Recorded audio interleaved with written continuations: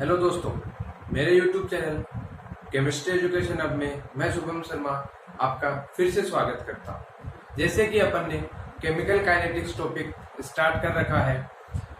पिछले video lectures में अपन ने जीरो ऑर्डर और first order last video lecture में अपन ने पढ़ा था।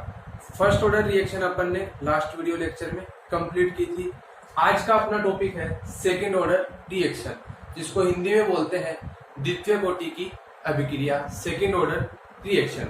जिस तरीके से अपन ने जीरो ऑर्डर रिएक्शन और फर्स्ट ऑर्डर रिएक्शन के लिए स्टेप वाइज कैलकुलेशन की थी। सबसे पहले अपन ने क्या निकाला था? Differential equation. उसके बाद में क्या निकाला था? इंटीग्रल इक्वेशन निकाली थी, उसकी इंटीग्रेटेड फॉर्म निकाली थी। फिर अपन ने ग्राफिकल रिप्रेजेंटेशन पढ़ा था। ग्राफिकल रिप्रेजेंटेशन के बाद में अपन ने हाफ लाइफ निकाली थी, और हाफ लाइफ निकालने के बाद में लास्ट में अपन ने एग्जाम्पल डिस्कस किए थे। तो उसी तरीके से आज अपन क्या करेंगे सेकेंड ऑर्डर रिएक्शन के लिए। तो सबसे पहले इसका ये डेरिवेशन मैंने यहाँ पे लिख रखा है, जो कि अपन अभी समझ लेते हैं। देखिए, reactant molecules convert into product. Starting यहीं से हो रही है। T is equal to 0 time पे अपने पास रिएक्टेंट कितने A, तो प्रोडक्ट कितने रहेंगे अपने पास 0। जब कुछ रिएक्शन प्रोसीड हो जाती है, कुछ टाइम कंप्लीट हो जाता है, तो T is equal to TDS पे क्या रहेगा? प्रोडक्ट अपने पास उत्पाद क्या बन जाता है? X बन जाता है, और X उत्पाद बन जाएगा तो इसकी जो पीछे रिमेन कंसेंट्रेशन रहेगी, जो शेष बची हुई सांद्रता है, वो क्या रह जाएगी? A minus x. तो इस तरीके से रिएक्टेंट की कंसेंट्रेशन कितनी हो जाएगी? A माइनस एक्स, और प्रोडक्ट की कितनी हो जाएगी अपने पास? X, अकॉर्डिंग टू रेट लो। ठीक है, वो का वो ही अपना क्या चल रहा है? पैटर्न चल रहा है। Rate is directly proportional to reactant, और सेकेंड ऑर्डर रिएक्शन पढ़ रहे हैं तो अपने पास पावर के रूप में कितना जाएगा? 2। तो rate is equal to directly का साइन हट गया तो K, और यहाँ पे रिएक्टेंट की कौन सी कंसेंट्रेशन लेंगे अपन? जैसा कि मैंने लास्ट वीडियो लेक्चर में भी बताया था, जिसमें चेंज होता है, मतलब A माइनस एक्स वाली, ना कि A वाली। तो अपन क्या लिखेंगे यहाँ पे? A माइनस एक्स का होल स्क्वायर। इस तरीके से रेट को मैंने किस तरीके से डिफाइन किया था? dx upon dt is equal to K A minus x का होल स्क्वायर। ये अपने पास आ गई इक्वेशन नंबर फर्स्ट। इसकी फॉर्म में, ये अवकलन की फॉर्म में, तो अपन इसको क्या बोलेंगे? डिफरेंशियल इक्वेशन या फिर अवकलित समीकरण। अब इस समीकरण का क्या किया था अपन ने? समाकलन किया था। नेक्स्ट स्टेप अपनी यही थी। तो इसका समाकलन करेंगे तो क्या करेंगे? x के वेरिएबल्स को एक तरफ और बाकी सारे वेरिएबल्स एक तरफ। यदि अपन इसका समाकलन करते तो क्या आएगा? k तो बाहर आ जाएगा, dt का समाकलन और 1 अपॉन A माइनस एक्स को होल स्क्वायर का समाकलन। अब देखिए, मैथमेटिक्स में अपने पास एक फॉर्मूला होता है, 1 अपॉन एक्स स्क्वायर dx का समाकलन होता है माइनस का 1 अपॉन एक्स। ठीक है, और लास्ट में x का x के रेस्पेक्ट में कितना आएगा? 1। तो देखिए, x की जगह क्या है? A माइनस एक्स है। तो देखिए, A माइनस एक्स का x स्क्वायर का कितना हुआ? माइनस का 1 अपॉन एक्स। तो A माइनस एक्स स्क्वायर का कितना हो जाएगा? माइनस का 1 upon A minus x. A का x के रेस्पेक्ट में कितना होगा? 0 माइनस साइन, और x के रेस्पेक्ट में कितना होगा? 1 is equal to KT plus C। ये कितना आया? ये माइनस माइनस साइन क्या हो जाएगा? Plus 1 upon A minus x is equal to KT plus C। अब देखिए, अपने वो कांस्टेंट C आया, इसकी वैल्यू कैलकुलेट कहां से करनी होती है? इनिशियल कंडीशन से। तो जब t इज इक्वल टू 0 है, तो क्या कोई x का फॉर्मेशन हो रहा है? तो x की वैल्यू कितनी आ जाएगी? 0। तो जब ये वैल्यू अपन इस इक्वेशन के अंदर पुट करेंगे, तो अपने पास c की वैल्यू कितनी आएगी निकल के? 1 अपॉन a। इक्वेशन 3 से c की वैल्यू इक्वेशन 2 के अंदर पुट करने पर 1 upon a minus x is equal to KT plus 1 upon a। KT is equal to, जब ये 1 अपॉन a इधर आएगा तो माइनस का हो जाएगा 1 upon a minus x, minus का 1 अपॉन a। अपन एलसीएम ले लेते हैं नीचे, a into a minus x. जब इसको सोल्व करते हैं तो अपने पास लास्ट में क्या निकल के आता है? KT is equal to x upon a into a minus x. t is equal to क्या आएगा? k अपॉन में आ जाएगा, तो 1 upon k into x upon a into a minus x. ये आ गई अपने पास इक्वेशन नंबर 5। और ये इक्वेशन कहां से आई है अपने पास? समाकलन करने से। तो इसको क्या बोलेंगे अपन? समाकलित समीकरण, इंटीग्रेटेड इक्वेशन या integral equation. k is equal to क्या हो जाएगा? रेट कांस्टेंट है इस इक्वेशन की। यदि बात करें, a क्या हो जाएगा? Initial concentration of reactant molecule, क्रिया कारक अणुओं की प्रारंभिक सांद्रता। A माइनस एक्स क्या हो जाएगा?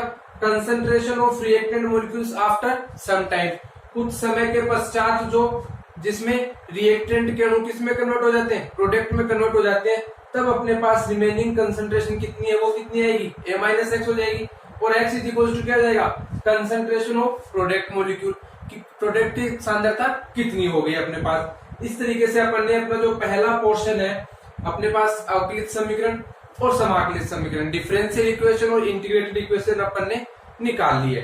अपना नेक्स्ट स्टेप आता है हाफ लाइफ। जैसे फर्स्ट ऑर्डर के लिए भी अपन ने इसके तुरंत बाद क्या किया था, हाफ लाइफ निकाली थी, जिसको हिंदी में क्या बोलते हैं, अर्धायुकाल। और मैंने इसकी परिभाषा क्या बताई थी, डेफिनेशन क्या थी, जब T is equals to T half हो जाए, मतलब आधे रिएक्टेंट मोलिक्यूल किस में कन्वर्ट हो जाए, प्रोडक्ट में, 50% रिएक्टेंट रह जाए और 50% प्रोडक्ट रह जाए, उसको अपन क्या बोलते हैं, हाफ टाइम बोलते हैं। तो T is equals to T half, तो जो इनिशियल कंसंट्रेशन है वो कितनी रह जाती है, हाफ रह जाती है। इसका मतलब जो प्रोडक्ट की कंसंट्रेशन है वो इनिशियल कंसंट्रेशन की क्या रह जाएगी, आधी रह जाएगी। तो x इज इक्वल्स टू क्या आएगा, A/2। जब ये वैल्यू अपन इस वाली इक्वेशन में पुट करते हैं, अपन ने किसमें पुट की थी, जो अपने पास समाकलित समीकरण थी, जो अपने पास इंटीग्रल फॉर्म थी, तो तब क्या आएगा, t की जगह तो T हाफ रख दिया, 1/k, x की जगह कितना रखा, A/2, A into A minus A/2। जब इसको पूरे को सोल्व करते हो तो अपने पास T1/2 की वैल्यू कितनी निकल के आती है, 1/Ka। इसका मतलब 1/K तो क्या है, कांस्टेंट है, A क्या है अपने पास, इनिशियल कंसंट्रेशन है। इसका मतलब अपन क्या कह सकते हैं कि सेकंड ऑर्डर रिएक्शन के लिए T हाफ A के इनवर्सली प्रोपोर्शनल होता है, इनिशियल कंसंट्रेशन के इनवर्सली प्रोपोर्शनल, मतलब प्रारंभिक सांद्रता के व्युत्क्रमानुपाती होता है क्या, T हाफ, अर्धायुकाल किसका, सेकंड ऑर्डर रिएक्शन का। तो इस तरीके से अपन ने स्टार्टिंग के दो पोर्शन कर लिए हैं। सेकंड ऑर्डर रिएक्शन के लिए सबसे पहले अपन ने अवकलित समीकरण निकाल ली, फिर अपन ने समाकलित समीकरण निकाल ली, और फिर इसका अपन ने अर्धायुकाल निकाल लिया। अब आगे इसका ग्राफिकल रिप्रेजेंटेशन पढ़ेंगे, ग्राफीय निरूपण अपन इसका पढ़ते हैं। अब अपन पढ़ते हैं इसका graphical representation, second order reaction के लिए ग्राफिकल रिप्रेजेंटेशन। देखिए अपने पास चार इक्वेशन है, फर्स्ट, सेकंड, थर्ड और फोर्थ, जो अपन ने निकाल लिया। फर्स्ट क्या है, अपने पास अवकलित समीकरण है, डिफरेंशियल इक्वेशन है, dx/dt is equals to k A minus x का होल स्क्वायर। सेकंड अपने पास क्या है, इंटीग्रेटेड इक्वेशन है, समाकलित समीकरण है, जिसकी वैल्यू क्या है, t is equals to 1/k x/a into A minus x.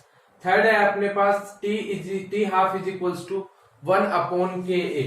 यदि अपन इन तीनों इक्वेशन को देखें तो ये किस तरीके की बन रही है, y is equals to mx type reaction बन रही है, ठीक है। और y is equals to mx type reaction का मैंने ग्राफ कैसे बताया था, इक्वेशन का स्ट्रेट लाइन आएगा, ठीक है। इसका मतलब यदि फर्स्ट ग्राफ को अपन देखें, लेफ्ट हैंड साइड होती है उसको अपन किस पे लेते हैं हमेशा, y एक्सिस पे, a माइनस एक्स का होल स्क्वायर, इसके डायरेक्टली प्रोपोर्शनल है। यदि मैं यहाँ से k को हटाऊं और यहाँ पे डायरेक्टली प्रोपोर्शनल लगाऊं तो dx/dt किसके प्रोपोर्शनल है, a माइनस एक्स की होल स्क्वायर के कंसंट्रेशन के। मतलब जैसे जैसे ये बढ़ेगा वैसे वैसे ये भी बढ़ेगा, और जैसे जैसे ये घटेगा तो वैसे वैसे रेट ऑफ रिएक्शन अभिक्रिया की दर है वो क्या होती जाएगी, कम होती जाएगी। इसका मतलब यदि ये दोनों के एक दूसरे के प्रोपोर्शनल है तो अपने पास ग्राफ कैसा आएगा, स्ट्रेट लाइन। और m क्या बताया था मैंने, स्लोप। यदि इसको m यहाँ k लगाते हैं वापिस प्रोपोर्शनल का साइन हटा के, तो y is equal to mx type graph बन रहा है। तो ये क्या जाएगा, जो इसकी स्लोप है वो कितनी आ जाएगी, स्मॉल के किसके बराबर आ जाएगी, रेट कांस्टेंट के, दर नियतांक के इसकी स्लोप इक्वल हो जाएगी, बराबर हो जाएगी। सेकंड ग्राफ की बात करें तो वो एज इट इज ही बनेगा, y is equals to m into x. तो x की जगह तो पूरा ये आ जाएगा अपने पास, और t y की जगह क्या आ जाएगा, समय आ जाएगा। तो देखिए y एक्सिस पे अपन ने t ले रखा है, x एक्सिस पे अपन ने x/a into a minus x, वो की वो स्ट्रेट लाइन, स्लोप क्या आ जाएगी, स्मॉल के रेट कांस्टेंट के इक्वल आ जाएगी। थर्ड ग्राफ की बात करें तो y एक्सिस पे क्या आ जाएगा, t हाफ और 1/a। देखो यहाँ पे ध्यान देना, t half is equal to क्या है, 1/k इंटू 1/a। तो ये तो क्या हो जाएगा y एक्सिस पे, ये m इंटू एक्स। तो x की वैल्यू अपन 1/a ले रहे हैं, ये 1/a ले ली। y की वैल्यू अपन कितनी ले रहे हैं, t हाफ ले रहे हैं, तो ये अपने पास t हाफ रहा। तो ये स्ट्रेट लाइन आएगा, लेकिन ये ग्राफ स्ट्रेट लाइन किसके बीच का आएगा, t हाफ और 1/a। इसका मतलब 1/a के क्या है, ये टी हाफ है वो 1/a के तो क्या है, समानुपाती है, और a के क्या है, सिर्फ इनवर्सली प्रोपोर्शनल है, और 1/a के क्या है, तो 1/a के बीच तो क्या है ये स्ट्रेट लाइन। लेकिन यदि यही ग्राफ अपन किसके बीच में खींचेंगे, a के बीच में प्लॉट करते हैं, टी हाफ और a के बीच में, 1/a नहीं, सिर्फ अपन a लेते हैं, तो a में देखिए जैसे जैसे a की कंसंट्रेशन बढ़ेगी तो ये इनवर्सली प्रोपोर्शनल है, तो ये क्या होता जाएगा, डिक्रीज होता जाएगा, या जैसे जैसे ये डिक्रीज होगा तो ये इंक्रीज हो जाएगा, बढ़ता जाएगा। तो इस तरीके से टी हाफ और 1/a के बीच में तो क्या आएगा, स्ट्रेट लाइन आएगी, ये दूसरे एक दूसरे के क्या है, डायरेक्टली प्रोपोर्शनल है, समानुपाती है। और यदि टी हाफ और a के बीच में खींचे, सिर्फ a के बीच में, ना कि 1/a, तो जैसे जैसे टाइम बढ़ता जाएगा वैसे वैसे इसकी कंसंट्रेशन क्या होती जाएगी, अपने पास कम होती जाएगी। फिफ्थ ग्राफ है अपने पास 1/a minus x versus time. अब देखिए ये ग्राफ कहां से आया अपने पास, ये ग्राफ जस्ट अपन ने ये वाली इक्वेशन निकाली थी, अपन ने जब सेकंड इक्वेशन निकाली थी उससे पहले ये आया था, c की वैल्यू रखी थी अपन ने, ठीक है। तो 1/a minus x is equal to K T plus C. तो देखिए ये इक्वेशन कैसी बन रही है, y is equal to M into x plus सी।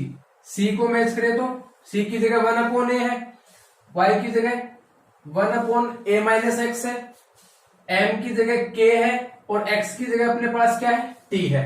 इसका मतलब अपने को x एक्सिस पे क्या लेना है, t लेना है, y एक्सिस पे क्या लेना है अपने को, 1/a माइनस एक्स लेना है। और जब y is equal to M X plus C, देखो एम एक्स आए जब इतनी इतनी इक्वेशन थी, y is equal to M x थी, तब ये ग्राफ कहां से ओरिजिन हुआ था, 0 से। लेकिन अब ये graph y is equal to M X plus C का है, c का मतलब क्या है, कुछ ना कुछ इसका इंटरसेप्ट आएगा, इसका मतलब ये ग्राफ 0 से स्टार्ट नहीं होके थोड़ा सा ऊपर से होगा, इंटरसेप्ट का मतलब है अंतःखंड आएगा। तो यहाँ पे c क्या है, 1/a है, तो देखो अपन ने यहाँ इसको 0 से स्टार्ट दे करके कुछ ऊपर से स्टार्ट किया हुआ है, और इसकी वैल्यू कितनी दे रखी है, i की, इंटरसेप्ट अंतःखंड कितना अपना, जो c की वैल्यू होगी 1/a, और स्लोप कितनी आ जाएगी इसकी, रेट कांस्टेंट के इक्वल आ जाएगी, स्मॉल k के इक्वल आ जाएगी। तो इस तरीके से अपने पास सेकेंड ऑर्डर रिएक्शन के लिए 1 2 3 4 5 प्रकार के अपने पास क्या है, ग्राफ है, 5 प्रकार के अपने पास ग्राफ मौजूद है, और जो अपन ने किससे बनाई है, 4 प्रकार की इक्वेशन से। ध्यान देने के लिए थर्ड और फोर्थ में कंफ्यूज ना होए, 1/a के प्रोपोर्शनल है, लेकिन a के क्या है, इनवर्सली प्रोपोर्शनल है। 1/a के तो समानुपाती है, लेकिन a के क्या है, ये व्युत्क्रमानुपाती है। तो इन दोनों ग्राफ को जरा ध्यान में रखें और इजीली इसको रीड करें। पढ़ते हैं इसका example number first, decomposition of HI in the absence of sunlight. Sunlight की प्रेजेंस होते ही किसका एग्जाम्पल हो जाएगा, ये जीरो ऑर्डर रिएक्शन का, शून्य कोटि की अभिक्रिया का। लेकिन यदि HNu की प्रेजेंस नहीं है, सनलाइट की प्रेजेंस नहीं है, तो ये किसका एग्जाम्पल होगा अपने पास, सेकेंड ऑर्डर रिएक्शन का। ऐसे ही hydrolysis of ester in basic medium, जबकि इससे जस्ट पहले फर्स्ट ऑर्डर रिएक्शन के लेक्चर में क्या पढ़ा था अपन ने, hydrolysis of ester in the presence of acidic medium. वो तो फर्स्ट ऑर्डर का है, क्योंकि वहां पे सिर्फ एस्टर पे डिपेंड करती है, H2O के कंसंट्रेशन पे डिपेंड नहीं करती है। लेकिन यहाँ पे एस्टर के साथ साथ अपने पास H2O की कंसंट्रेशन पे भी क्या करती है, डिपेंड करती है। तो यदि अपन इसका रेट कांस्टेंट कितना चाहे, तो rate is directly proportional to क्या जाएगा, C2H5 COOCH3 की कंसंट्रेशन मल्टीप्लाई में H2O की कंसंट्रेशन, और जैसे ही प्रोपोर्शनल का साइन हटाएंगे तो क्या आ जाएगा, तो K की वैल्यू क्या आएगी, रेट अपॉन में C2H5 COOCH3 की कंसंट्रेशन इनटू में H2O की कंसंट्रेशन। तो इसका भी ऑर्डर 1 है और इसका भी ऑर्डर 1 है, तो दोनों जुड़ के ओवरऑल कितना जाएंगे, 2। तो ये किसका एग्जांपल है, hydrolysis of ester in basic medium. क्षारीय माध्यम में एस्टर का जल अपघटन किसका उदाहरण है अपने पास, द्वितीय कोटि की अभिक्रिया का। इसी प्रकार से pyrolysis of acetic acid, acetic acid का तापीय अपघटन, ये किसका उदाहरण हो जाएगा, सेकंड ऑर्डर का। यदि इसका भी रेट कांस्टेंट लिखना चाहे तो अपने पास क्या आएगा, rate is directly proportional to CH3COH की कंसंट्रेशन, और इसके आगे नंबर ऑफ मोल्स होते हैं वो ऊपर चले जाते हैं घात के रूप में, पावर के रूप में। तो इस तरीके से अपन ने पांचों टॉपिक इसके भी सेकंड ऑर्डर रिएक्शन के भी क्या कर लिए, कवर कर लिए। कौन कौन से, सबसे पहले डिफरेंशियल इक्वेशन, अवकलित समीकरण, उसके बाद में इंटीग्रेटेड इक्वेशन, समाकलित समीकरण, थर्ड अपन ने कवर किया था ग्राफिकल रिप्रेजेंटेशन, फोर्थ अपन ने कवर किया था हाफ लाइफ, और लास्ट में इसके ये 3 एग्जाम्पल। इस तरीके से अपना सेकेंड ऑर्डर रिएक्शन का टॉपिक भी क्या हो जाता है, कंप्लीट हो जाता है। अपना नेक्स्ट टॉपिक है nth ऑर्डर रिएक्शन, n कोटि की अभिक्रिया। देखिए जैसा अपन ने जीरो ऑर्डर, फर्स्ट ऑर्डर वहां पे क्या आ रहा था, जीरो ऑर्डर के लिए 0 आ रही थी पावर में घात, और यहाँ पे कितनी आ जाएगी, n आ जाएगी। जैसे फर्स्ट ऑर्डर के लिए 1 आती है, सेकंड ऑर्डर के लिए 2 आती है, तो यहाँ पे जो पावर के रूप में लगेगा वो क्या लग जाएगा, स्मॉल n लग जाएगा। इसका मतलब ये क्या हो जाएगा, nth ऑर्डर की रिएक्शन हो जाएगी, n कोटि की ये विक्रिया अपने पास हो जाएगी। देखो स्टार्टिंग वहीं से हो रही है, रिएक्टेंट कन्वर्ट इनटू प्रोडक्ट, वही स्मॉल ए रिएक्टेंट है स्टार्टिंग में, प्रोडक्ट कितने 0, लेकिन जब x प्रोडक्ट बन जाते हैं तो रिमेनिंग कंसंट्रेशन कितनी रह जाती है अपने पास, a माइनस एक्स अपने पास रिमेनिंग कंसंट्रेशन रह जाती है। According to rate law step by step चल रहे हैं, और वो का वो पैटर्न अपने पास चल रहा है। रेट लो क्या बोलते हैं, rate is directly proportional to concentration of reactant molecule, और जिस ऑर्डर के लिए पढ़ रहे होते हैं अपन, उस ऑर्डर को अपन पावर में लगा देते हैं। तो जीरो ऑर्डर के लिए पढ़ेंगे तो यहाँ पे 0 आ जाएगी पावर, फर्स्ट ऑर्डर के लिए पढ़ेंगे तो फर्स्ट 1 आ जाएगी, सेकंड ऑर्डर के लिए पढ़ेंगे तो 2 आ जाएगी, और यदि अपन n ऑर्डर के लिए पढ़ रहे हैं तो अपने पास क्या जाएगा, स्मॉल n यहाँ पे आ जाएगा पावर के रूप में। रिएक्टेंट की कंसंट्रेशन कौन सी यूज होगी, जो अपने पास यहाँ पे जिसके अंदर अपने को चेंज प्रतीत हो रहा है, जहां पे रिएक्टेंट की कंसंट्रेशन में क्या हो रहा है, अपने पास चेंज हो रहा है। तो देखिए dx अपॉन dt, रेट को लिख दिया डायरेक्टली प्रोपोर्शनल, चेंज किसमें हो रहा है, t is equal to t समय पे, तो ये क्या आ जाएगा a माइनस एक्स की पावर n। तो यहाँ से जब प्रोपोर्शन का साइन हटाएंगे तो क्या आएगा, स्मॉल k आएगा, तो dx upon dt is equal to k into a minus x की पावर n। किसकी फॉर्म में आ गई है, डिफरेंशिएशन की फॉर्म में, तो इसको क्या बोलेंगे, डिफरेंशियल इक्वेशन, या फिर अपने पास अवकलित समीकरण। अब इसका क्या करते हैं अपन, समाकलन करते हैं। तो वेरिएबल्स को अलग अलग कर लिया, ये a माइनस एक्स की पावर n थी, इसको अपन क्या लिए, अपॉन में ले आए मल्टीप्लाई से, और ये dt अपन ले गए इधर मल्टीप्लाई के अंदर। अपने पास मैथमेटिक्स में एक फॉर्मूला होता है, 1 अपॉन एक्स की पावर n का जो समाकलन होता है उसका फॉर्मूला क्या होता है, x की पावर माइनस n प्लस 1 अपॉन में माइनस n प्लस 1। अब x की जगह अपने पास क्या दे रखा है, a माइनस एक्स है, तो देखिए यहाँ पे x की जगह क्या आ जाएगा, इसमें देखना यहां से लेके इसको यहां तक देखना, x की जगह a माइनस एक्स है, ऊपर पावर क्या है माइनस का n प्लस 1, अपॉन में क्या आ जाएगा माइनस का n प्लस 1 एज इट इज, फिर लास्ट में मल्टीप्लाई क्या होगा, इस x का x के रिस्पेक्ट में 1 होता है, तो मैंने यहाँ पे 1 लिखा नहीं, जो मैं लिख देता हूँ। और यदि यहाँ पे करेंगे a माइनस एक्स का, तो a का तो x के रेस्पेक्ट में कितना हो जाएगा अपने पास 0, और x का कितना हो जाएगा x के रेस्पेक्ट में 1, तो ये कितना आ जाएगा 0 माइनस 1, और इज इक्वल्स टू अपने पास क्या आ जाएगा kt प्लस c। अब देखिए ये क्या आ जाएगा, यदि मैं यहाँ से इसमें से माइनस कॉमन लेता हूँ, तो देखिए इस वाले ब्रैकेट में से मैं यदि माइनस कॉमन लेता हूँ नीचे वाले में से, तो ये कितना हो जाएगा n माइनस 1, और इससे पहले ये मैंने माइनस क्या ले रखा है, कॉमन ले रखा है। तो जब इसको ओपन करेंगे तो देखना एज इट इज ये का यही बनेगा, माइनस का n और माइनस माइनस वापिस क्या होगी प्लस 1, इसका मतलब माइनस का n प्लस 1 ही बनेगा। तो मैं इसको इस तरीके से लिख सकता हूँ।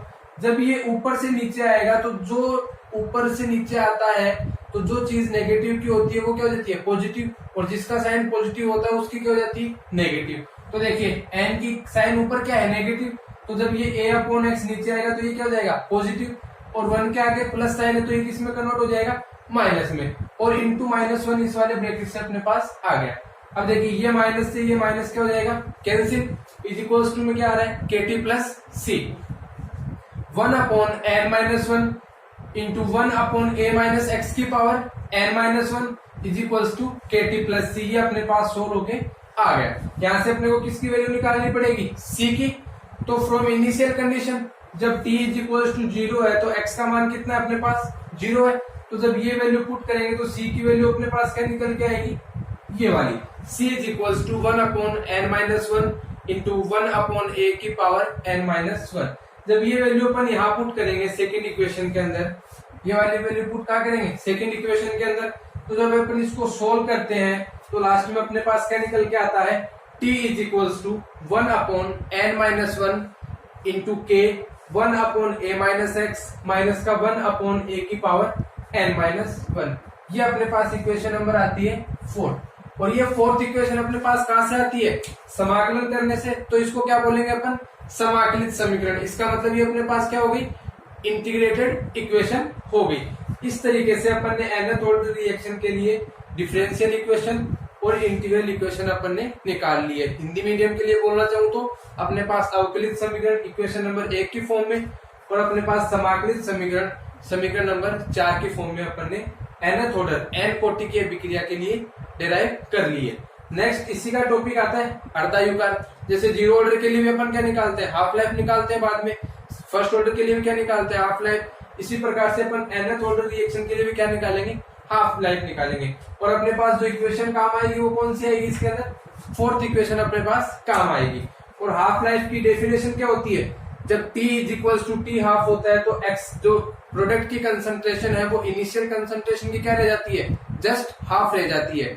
जो उत्पाद की सांद्रता है वो प्रारंभिक सांद्रता का जस्ट आधी रह जाती है। इसे क्या बोलते हैं अपन, हाफ लाइफ या फिर अर्धायुकाल। तो देखिए इस इक्वेशन में t की जगह ये के ये मान अपन कहाँ पुट करते हैं, इस जगह करते हैं। तो t is equal to T half हो गया, 1/n-1 है, k चल रहा है मल्टीप्लाई में। अब देखिए 1/a और x की जगह कितना आ गया, a/2। इसी तरीके से 1/a और इसकी पावर n-1 चली रही है अपने पास। तो ये 1/n-1 इंटू 1/k, एक में से एक बटा दो, मतलब a में से a/2 है तो कितना बचेगा, a/2 माइनस का 1/a। जब ये ऊपर जाएगा तो ये क्या हो जाएगा, 2/a। तो 2/a में से 1/a गया तो कितना बचेगा अपने पास, 1/a। तो लास्ट में अपने पास t हाफ क्या आ जाएगा, t half is equals to 1 minus 1/n-1 into 1/k into 1/a की पावर n-1। ये अपने पास क्या आ जाएगा, n ऑर्डर के लिए t हाफ की वैल्यू आ जाएगी। तो इस तरीके से अपन ने आज nth ऑर्डर रिएक्शन के लिए भी डेरिवेशन को सोल्व कर लिया है। अपना नेक्स्ट टॉपिक है छद्म कोटि की अभिक्रिया, pseudo order reaction.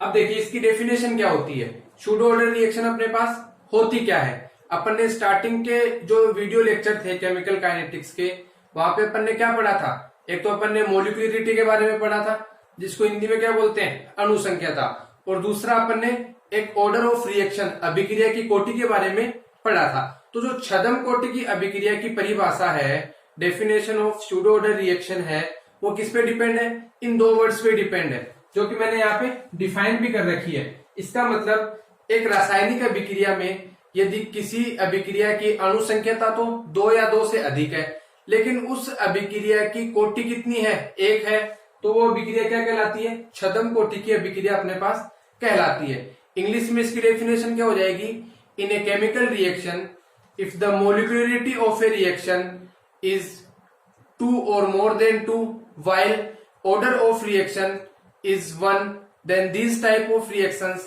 consider as pseudo order reaction।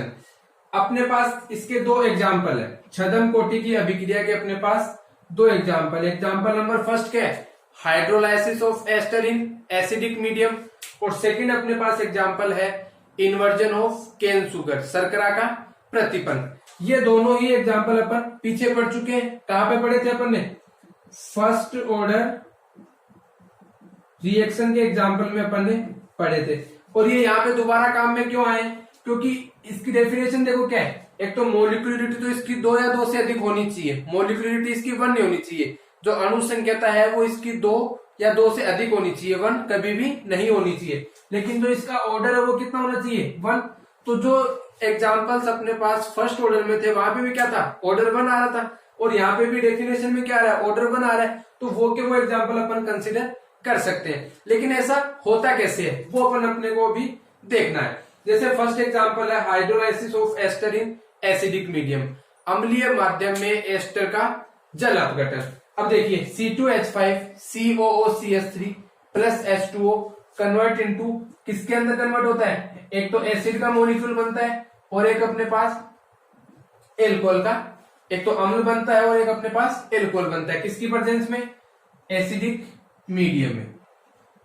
अब देखिए, यदि इसकी रेट में लिखना चाहूं तो दर लिखूंगा तो मैं किस प्रकार से लिखूंगा?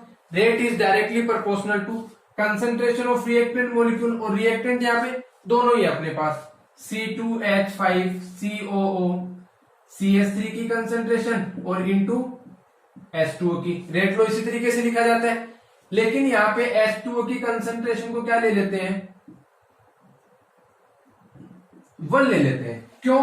क्योंकि ये एक्सेस अमाउंट में होती है, बहुत अधिक मात्रा में होती है अपने पास, आधिक्य में होता है अपने पास जल इस रिएक्शन के लिए, इस अभिक्रिया के लिए जल है वो अपने पास बहुत अधिक मात्रा में होता है, एक्सेस में होता है। तो जहां पे एक्सेस होता है, सपोज दैट अपने पास एक बाल्टी पानी की भरी हुई है, यदि अपन उसमें से 1 गिलास पानी निकाल भी लेते हैं तो अपने को इजीली उसकी कंसंट्रेशन में चेंज पता नहीं चलेगा कि अपन ने कितना पानी निकाला है। तो वही सिस्टम यहाँ पे कि H2O की कंसंट्रेशन चेंज तो होती है लेकिन उसका पता नहीं चलता, नेग्लेजिबल होती है, इसलिए अपन उसकी कंसंट्रेशन को कितना ले लेते हैं? 1 ले लेते हैं। ठीक है, तो अपने पास क्या आएगा? Rate is equals to, rate is directly proportional to, जब H2O की वैल्यू 1 रख देंगे तो कितना आएगा? C2H5COO CH3 की कंसंट्रेशन।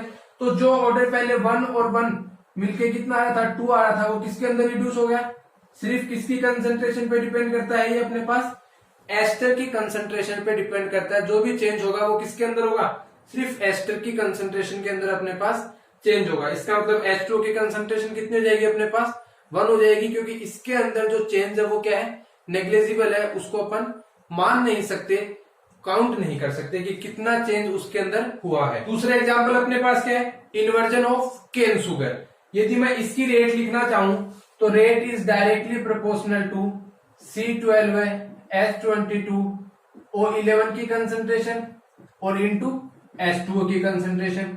तो यहां से 1 और 1 दो ऑर्डर है इसके, एक तो इसका ऑर्डर है और एक इसका ऑर्डर, तो होना तो क्या चाहिए? इसका ओवरऑल ऑर्डर 2 होना चाहिए। लेकिन यहाँ पे भी जो H2O होता है वो क्या होता है अपने पास? एक्सेस में होता है, आधिक्य में होता है। तो इसकी कंसंट्रेशन में वापस चेंज क्या कर देंगे अपन? नेग्लेजिबल कर देंगे, और नेग्लेजिबल कर देंगे तो ये यहां से हट जाएगा, कांस्टेंट हो जाएगा, और अपने पास इसका ओवरऑल ऑर्डर कितना बचेगा? 1। इसका मतलब जो रेट ऑफ रिएक्शन है इन्वर्जन ऑफ केन शुगर में वो किस पे डिपेंड करती है? सिर्फ C12H22O11 पर ही क्या करती है? डिपेंड करती है, सिर्फ इसी के ऊपर निर्भर करती है, क्योंकि अपने पास जो जल का अणु है वो आधिक्य में होता है, जो अपने पास वाटर मोलिक्यूल है वो एक्सेस में होता है। इस प्रकार से अपने पास सूडो ऑर्डर रिएक्शन का टॉपिक भी कंप्लीट हो जाता है।